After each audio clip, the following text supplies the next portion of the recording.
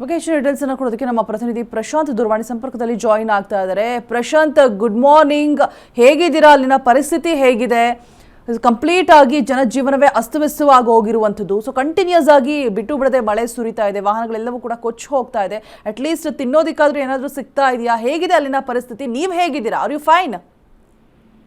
ಖಂಡಿತ ರುಜಾ, ಏನಂತಂದ್ರೆ ಬೆಳಗಾವಿ ಜಿಲ್ಲೆಯ ಬೈಲಹೊಂಗಲ ಮತ್ತು ಸವದತ್ತಿ ಪಟ್ಟಣದಲ್ಲಿ ನಿನ್ನೆ ಸಾಯಂಕಾಲ 4 ಗಂಟೆಯಿಂದ ಸುಮಾರು 8 ಗಂಟೆಗಳ ಕಾಲ 8 ಗಂಟೆಯ ತನಕ ಸುಮಾರು 4 ಗಂಟೆಗಳ ಕಾಲ ಆಗುವಷ್ಟು ಏನು ಧಾರಾಕಾರವಾಗಿ ಮಳೆ ಸುರಿದಿರುವಂತದ್ದು. ಈ ಒಂದು ಹಿನ್ನೆಲೆ ಅಂದ್ರೆ ಸಂಪೂರ್ಣವಾಗಿ ಬೈಲಹೊಂಗಲ ಮತ್ತು ಸವದತ್ತಿ ಪಟ್ಟಣದ ಜನರು ಇದೀಗ ಸಂಪೂರ್ಣವಾಗಿ ಜನಜೀವನ ಅಸ್ತವ್ಯಸ್ತಗೊಂಡಿರುವಂತದ್ದು. ಮಳೆಯ ನೀರಿನ ರಭಸಕ್ಕೆ ಏನು ರಸ್ತೆ ಬದಿ ಏನು ಪಾರ್ಕಿಂಗ್ ಮಾಡಿರುವಂತಹ ಬೈಕ್ಗಳು ನೀರಿನಲ್ಲಿ ತೇಲಿ ಹೊಂಟಿರುವಂತಹ ದೃಶ್ಯಗಳು ಸಹ ಇದೀಗ ಸ್ಥಳೀಯರ ಮೊಬೈಲ್ ನಲ್ಲಿ ಸೆರೆಯಾಗಿರುವಂತದ್ದು. ಬೈಲಹೊಂಗಲ ಪಟ್ಟಣದ ಇಂಟಲ್ ಕ್ರಾಸ್ ಬಳಿ ಈ ಒಂದು ದೃಶ್ಯಗಳು ಸಹ ಸ್ಥಳೀಯರ ಮೊಬೈಲ್ ನಲ್ಲಿ ದೃಶ್ಯ ಏನು ಸೆರೆಯಾಗಿರುವ ಸವದತ್ತಿ ಪಟ್ಟಣದಲ್ಲೂ ಸಹ ಮಳೆರಾಯ ಭಾರಿ ಪ್ರಮಾಣದಲ್ಲಿ ಇಲ್ಲಿ ಅಬ್ಬರಿಸಿರುವಂತದ್ದು. ಇದರ ಜೊತೆಗೆ ಬೆಳಗಾವಿ ಮತ್ತು ಬೈಲಹೊಂಗಲ ರಾಜ್ಯ ಹೆದ್ದಾರಿ ಸಹ ಇಲ್ಲಿ ಬಂದಾಗಿರುವಂತದ್ದು.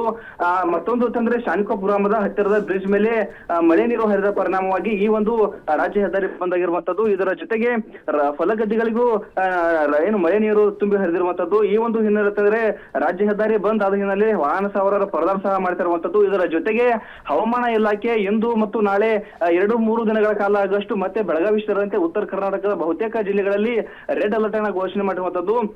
ಅದಕ್ಕೆ ಸಂಬಂಧಪಟ್ಟಂತೆ ಜಿಲ್ಲಾಡಳಿತವು ಸಹ ಈಗಾಗಲೇ ಏನಂತಂದ್ರೆ ಪೂರ್ವ ಸಿದ್ಧತೆಗಳನ್ನ ಮಾಡ್ಕೊಳ್ಳೋದಕ್ಕೆ ಒಂದ್ ಕಡೆ ತಯಾರಿಯನ್ನ ಸಹ ಮಾಡ್ತಾ ಇರುವಂತದ್ದು. ಅಧಿಕಾರಿಗಳು ಸಹ ಭೇಟಿ ನೀಡಿ ಒಂದು ಪರಿಶೀಲನೆ ಸಹ ನಡೆಸಿರುವಂತದ್ದು. ಹಾನಿಯಾದ ಸ್ಥಳಗಳಿಗೂ ಸಹ ಭೇಟಿ ನೀಡಿ ಏನು ಇಲ್ಲಿ ಅವರುಗಳಿಗೆ ಪರಿಹಾರವನ್ನ ಒದಗಿಸುವಂತಹ ಭರವಸೆಯನ್ನು ಸಹ ಇಲ್ಲಿ ನೀಡುವಂತಹ ಸಾಧ್ಯತೆಗಳು ಇಲ್ಲಿ ಇರುವಂತದ್ದು. ರೋಜಾ, ರೈಟ್. ಥ್ಯಾಂಕ್ ಯು ಪ್ರಶಾಂತ್, ಆಮೇಲೆ ಅಪ್ಡೇಟ್ಸ್ಗಾಗಿ.